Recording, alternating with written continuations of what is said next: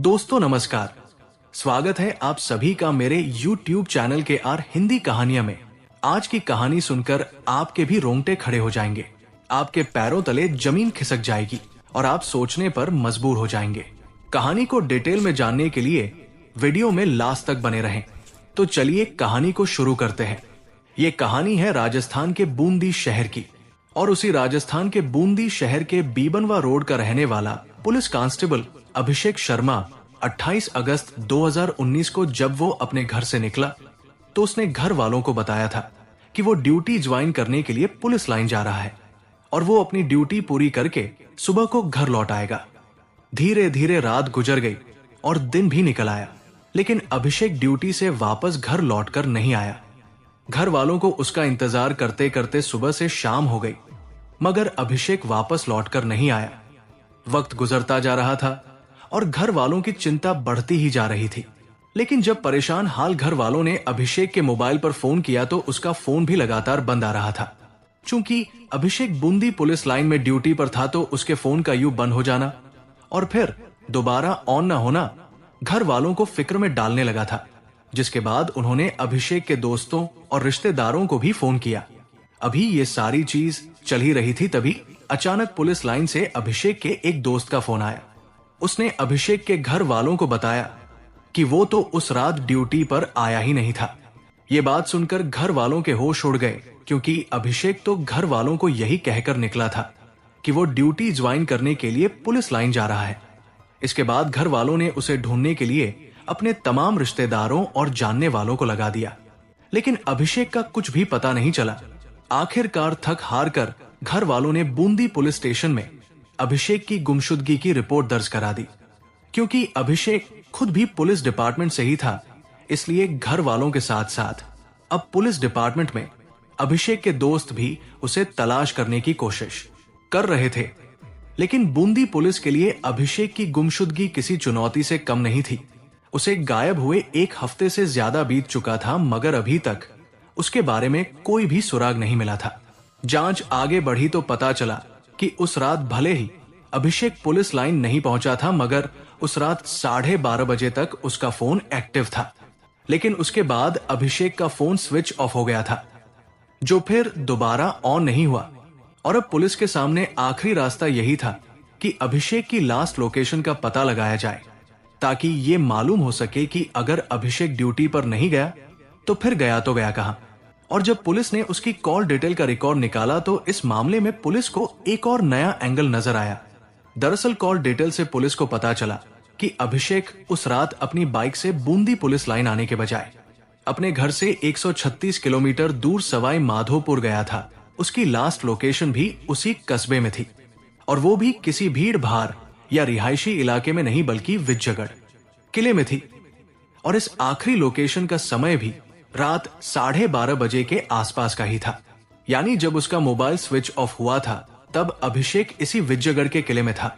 उसके मोबाइल की last location सामने आने के बाद पुलिस ने फिर से उसके घर वालों से बात करके ये जानने की कोशिश की कि आखिर उसका विजयगढ़ या सवाई माधोपुर से क्या रिश्ता है। क्या वहां अभिषेक का कोई दोस्त या कोई रिश्तेदार रहता है। पूछताछ के दौरान अभिषेक की मां ने पुलिस को बताया कि अभिषेक की शादी इसी सवाई माधोपुर के झरवाड़ा गांव की रहने वाली दिव्या से हुई थी। इससे पुलिस को लगा कि कहीं अभिषेक उस रात अपने ससुराल वालों से मिलने तो नहीं गया था, क्योंकि घर वालों के मुताबिक अभिषेक और दिव्या के रिश्ते उन दिनों कुछ ठीक नहीं चल रहे थे। इसलिए अब पुलिस ने अभिषेक की गुमशुदगी की आपसी झगड़े के एंगल से जांच करनी शुरू कर दी। पुलिस को यह भी पता चलता है कि उन पति पत्नी के झगड़े इतनी ज्यादा बढ़ गए थे कि एप्लीकेशन कोर्ट में भी दी जा चुकी थी। लेकिन अब पुलिस के सामने सवाल यह था कि आखिर उन दोनों का रिश्ता तलाक तक पहुंचा क्यों था। इस बात का पता लगाने के लिए पुलिस तुरंत झरवाड़ा गांव में अभिषेक की पत्नी दिव्या के घर पहुंचती है और उससे पूछताछ करने की कोशिश करती है। शुरुआत में तो वो बात को इधर उधर घुमाती है और पुलिस से कहती है कि आप मेरी पर्सनल लाइफ में झांकने की कोशिश मत करिए, मैं इन सब बातों से दूर ही रहना चाहती हूं। क्योंकि अभिषेक की आखिरी लोकेशन दिव्या के मायके वालों के आसपास ही पाई गई थी, तो अब ऐसे में अगर पुलिस को किसी पर शक था तो वो अभिषेक की पत्नी दिव्या ही थी। और जब पुलिस दिव्या से बार बार पूछती है तो आखिरकार दिव्या पुलिस को बताती है कि इस घटना से 1 साल पहले यानी 2018 में जुलाई के महीने में दिव्या की ममेरी बहन यानी अभिषेक की साली श्यामा शर्मा, जिसकी उम्र उस समय लगभग 16 साल के आसपास थी, वो छुट्टियां बिताने के लिए उसके ससुराल आई हुई थी। श्यामा अपनी बहन दिव्या के ससुराल में करीब 20 से 25 दिनों तक रहती है। उसी दौरान श्यामा को अपनी बहन दिव्या के पति अभिषेक से प्यार हो जाता है। वो दोनों छुप छुप कर मिलने लगे, लेकिन फिर अचानक एक दिन दिव्या ने अपने पति और अपनी बहन श्यामा को संबंध बनाते हुए देख लिया।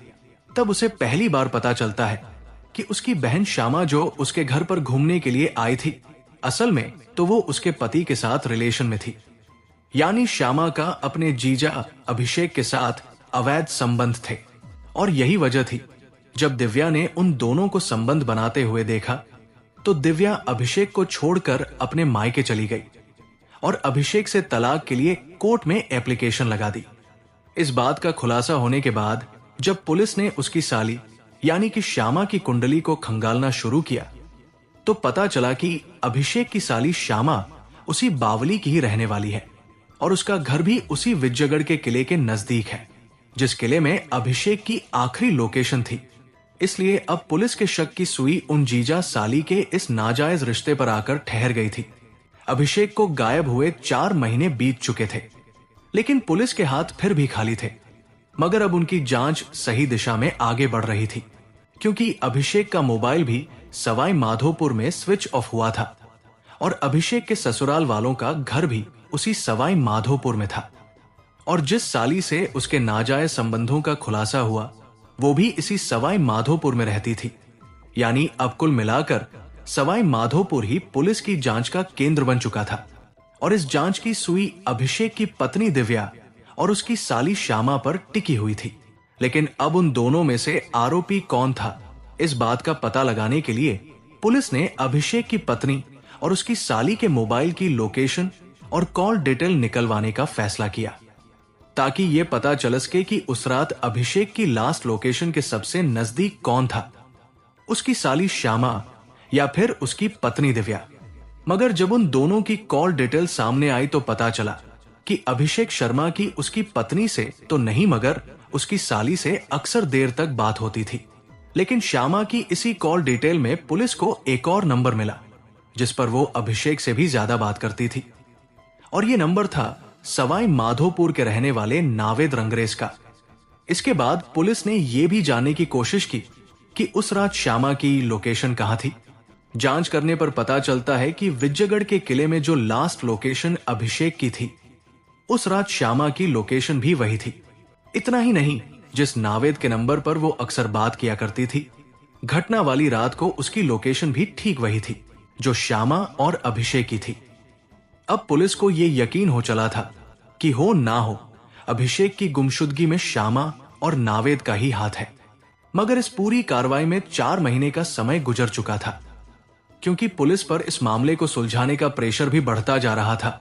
पुलिस ने बिना देरी किए श्याम और नावेद को अरेस्ट कर लिया और उनसे पूछताछ शुरू की गई। पहले तो उन दोनों ने पुलिस को गुमराह करने की कोशिश की, लेकिन जब पुलिस ने उस रात की उन तीनों की मोबाइल लोकेशन सामने रखते हुए उनसे सख्ती से पूछताछ की तो फिर श्यामा और नावेद के पास सच्चाई कबूल करने के अलावा और कोई रास्ता नहीं था। और इस तरह श्यामा और नावेद ने स्वीकार कर लिया था कि 28 अगस्त 2019 की रात को ही उन दोनों ने मिलकर अभिषेक का कत्ल कर दिया था। लेकिन अब सवाल यह था कि आखिर श्यामा और नावेद ने अभिषेक का कत्ल क्यों किया था। पूछताछ करने पर श्यामा ने बताया कि साल 2018 में जब वो अभिषेक की जिंदगी में आई थी, तब से ही अभिषेक की जिंदगी में उथल पुथल का माहौल शुरू हो गया था। और ये सब इसलिए हुआ था क्योंकि अभिषेक की पत्नी दिव्या ने अभिषेक और श्यामा को आपत्तिजनक हालत में देख लिया था, जिसकी वजह से दिव्या के ससुराल में हंगामा मच गया। माहौल बिगड़ता देख श्यामा अपने घर सवाई माधोपुर आ गई, लेकिन फिर कभी भी अभिषेक और दिव्या के रिश्ते सामान्य नहीं हो पाए और बात तलाक तक पहुंच गई थी। इसके बाद पुलिस ने श्यामा से पूछा कि जब वो अपने जीजा से इतना प्यार करती थी तो फिर उसने उसका कत्ल क्यों किया था।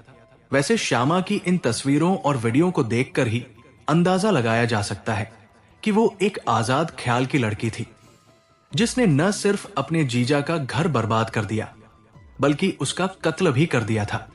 श्यामा ने आगे बताया कि जब वो अभिषेक के साथ रिलेशन में थी, उसी दौरान उसकी दोस्ती नावेद से भी हो गई थी। वो और नावेद एक दूसरे से प्यार करने लगे थे। अब वो अभिषेक को छोड़कर नावेद के साथ ही रहना चाहती थी। असल में श्यामा नावेद के साथ शादी करना चाहती थी, लेकिन दूसरी तरफ अभिषेक दोहरी मुसीबत में फंसा हुआ था। एक तरफ तो श्यामा के कारण उसकी पत्नी दिव्या उसे छोड़कर चली गई थी और अब श्यामा भी उससे पीछा छुड़ाना चाह रही थी, लेकिन उसने श्यामा से अलग होने से इनकार कर दिया था। इसके बाद श्यामा ने सोचा कि अगर उसे नावेद के साथ रहना है तो अभिषेक को रास्ते से हटाना होगा। इसके लिए उन दोनों ने मिलकर एक खौफनाक प्लान बनाया। 28 अगस्त 2019 को अपने जन्मदिन पर श्यामा ने अभिषेक को फोन किया और उसे मिलने के लिए बुलाया। अभिषेक को भी लगा कि शायद उसकी डूबती नाव को श्यामा का सहारा मिल गया है। वो अपने घर वालों को ड्यूटी पर जाने की बात कहकर अपनी बाइक से श्यामा से मिलने सवाई माधोपुर के लिए निकल गया। वहां पहुंचने के बाद उन दोनों ने एक साथ डिनर किया। इसी दौरान नावेद भी वहां आ गया। श्यामा ने बड़े ही दोस्ताना अंदाज में नावेद से अभिषेक का परिचय कराया। फिर तीनों ने यह तय किया कि वे सब रात के अंधेरे में ही घूमने के लिए विजयगढ़ के किले जाएंगे। लेकिन अभिषेक को इस बात का बिल्कुल भी अंदाजा नहीं था कि वो अपनी साली के जाल में फंस चुका है। खैर, वो लोग दो अलग अलग बाइकों पर सवार होकर विजयगढ़ के किले पहुंचे। किले के अंदर जाते ही प्लान के अनुसार नावेद ने लोहे की रोड से अभिषेक के सिर पर पीछे से वार किया। अभिषेक वही बेहोश होकर गिर पड़ा। इसके बाद नावेद और श्यामा ने उस पर कई बार किया, जिसकी वजह से अभिषेक की मौत हो गई। लेकिन अब सवाल यह था कि आखिर अभिषेक की लाश कहां थी। पूछताछ में नावेद और श्यामा ने पुलिस को बताया कि उन्होंने अभिषेक को मारने के बाद सबसे पहले उसके फोन को स्विच ऑफ किया था। इसके बाद उसी विजयगढ़ के किले में गड्ढा खोदकर अभिषेक के शव को दफना दिया, मगर उसे दफनाने से पहले उन दोनों ने उसके कपड़े उतार लिए थे। फिर उन कपड़ों को भी उन्होंने एक सुनसान जगह पर फेंक दिया था और जिस बाइक से अभिषेक सवाई माधोपुर में श्यामा से मिलने आया था, उसे भी काफी दूर ले जाकर उन्होंने एक कुएं में फेंक दिया था। इसके बाद श्यामा और नावेद की निशानदेही पर पुलिस ने विजयगढ़ के किले से खुदाई करके कांस्टेबल अभिषेक की लाश निकाली। लेकिन ये लाश पुलिस को पूरे 110 दिन बाद मिली थी, इसलिए अभिषेक की लाश कंकाल में तब्दील हो चुकी थी, जिसे देखकर यह अंदाजा लगाना भी मुश्किल था कि ये अभिषेक की ही लाश है।